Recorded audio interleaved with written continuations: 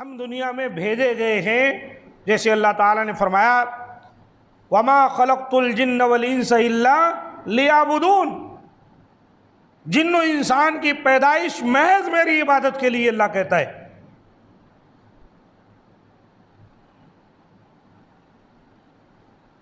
تو ہم کو چاہیے ہوش میں آئے۔ نبی صلی اللہ علیہ وآلہ وسلم نے اس کے لیے ایک حدیث کے اندر بڑی پیاری بات بیان کی ہے، اس کو اپنے سامنے رکھیں تو ہم سمجھ سکتے ہیں دنیا کیسے ہے۔ ہماری نیتیں اگر یہ درست ہو جائیں نا تو ہمارے پاس کچھ بھی نہیں ہے، ہم بہت کچھ پا سکتے ہیں۔ اور اگر ہماری نیتیں بگڑ جائیں تو ہم نے کچھ بھی نہیں کیا ہے اور بہت سارا گناہ بھی اٹھا لے سکتے۔ انما الاعمال بالنیات، اعمال کا دار و مدار نیتوں پر منحصر ہے۔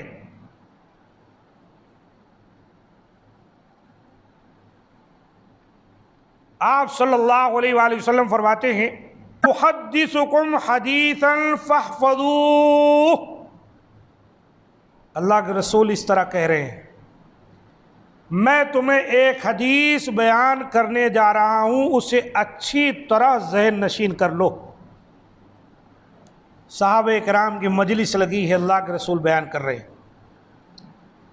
آپ صلی اللہ علیہ وسلم جب اتنا زیادہ توجہ سے اپنے صحابہ کے سامنے ایسی بات رکھتے ہیں تو اس کا معنی ہے ضرور یہ بہت اہم بات ہے۔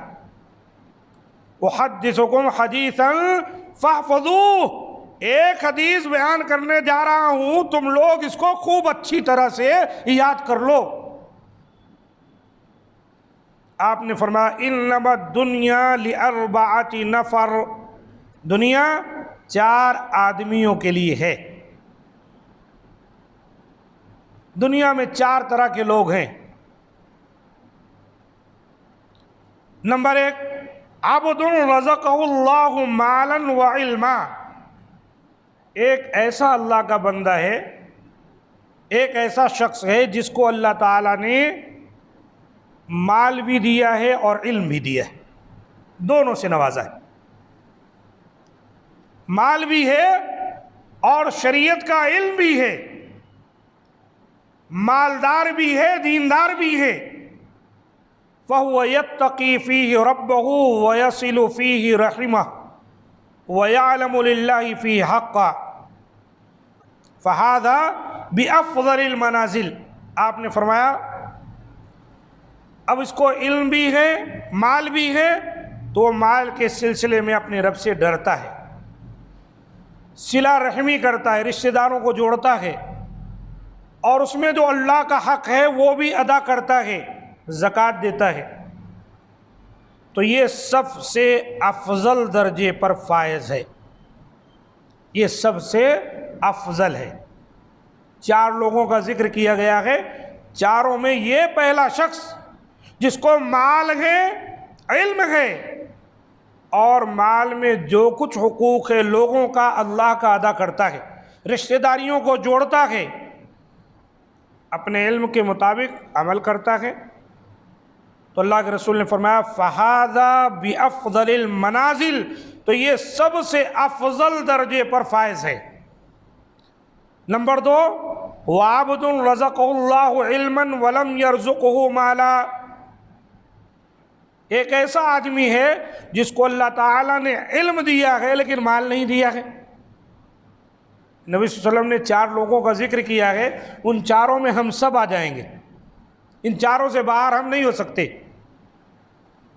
دوسرا کون ہے؟ جس کو اللہ تعالیٰ نے علم دیا ہے، وَلَمْ يَرْزُقْهُ مَالًا، اللہ نے اس کو مال نہیں دیا ہے، فَهُوَ صَادِقُ النِّيَّةِ، لیکن وہ ہے بڑی نیت کا سچا۔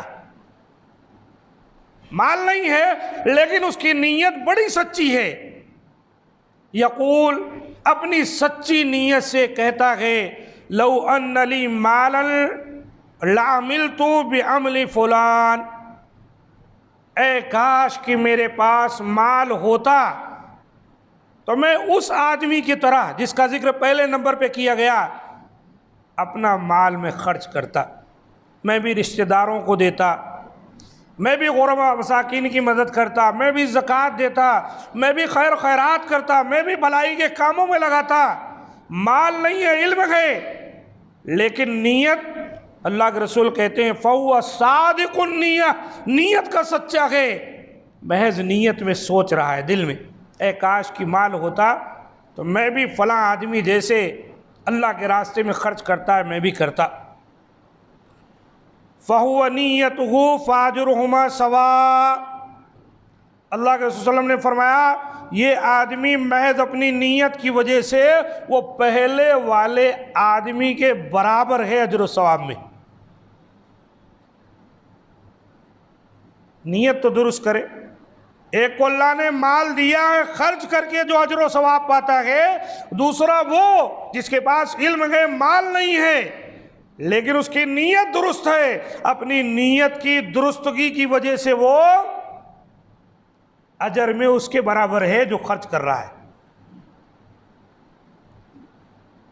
اب تیسرا آدمی وَعَبْدٌ رَزَقَهُ اللَّهُ مَالًا وَلَمْ يَرْزُقْهُ عِلْمًا، اس کے الٹ ایک ایسا آدمی جس کو اللہ نے مال دیا ہے علم نہیں دیا ہے۔ ایک کے پاس مال بھی تھا علم تھا، دوسرے کے پاس علم تھا مال نہ تھا، یہ تیسرا ہے جس کو اللہ نے مال دیا ہے علم نہیں ہے۔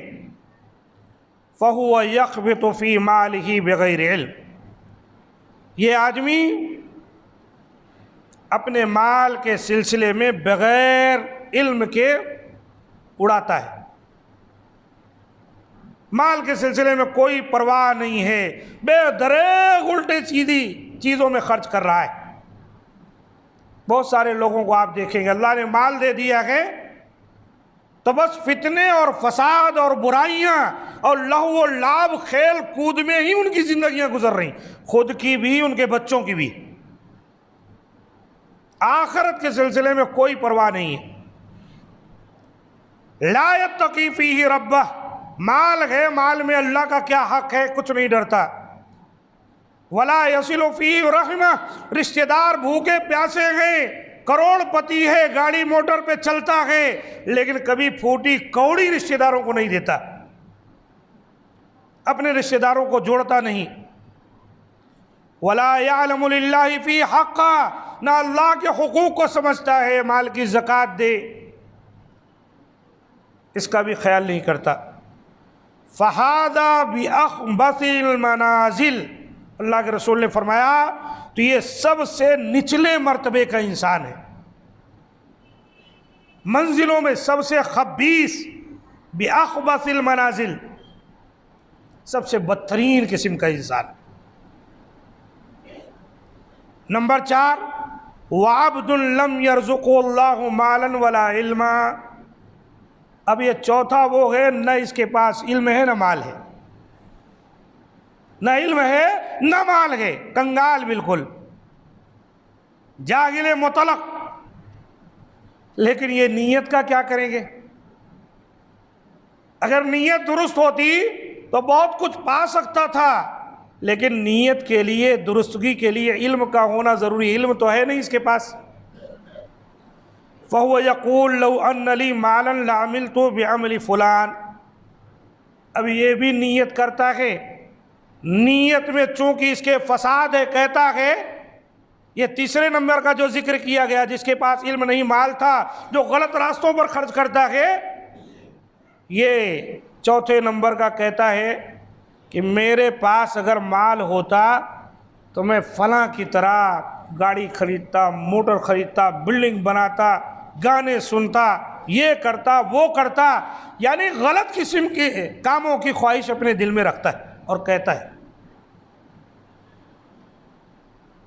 فَهُوَ نِيَّتُهُ فَوِزْرُهُمَا سَوَاءٌ، اب لیجئے اس کی یہ نیت ہے، اس نیت کی وجہ سے ایک بگڑا ہوا مالدار جو گناہ کما رہا ہے، یہ جو ہے نہ علم ہے نہ مال ہے، گھر میں بیٹھے اتنا ہی گناہ اٹھا رہا ہے۔ تو یہ دنیا ہے۔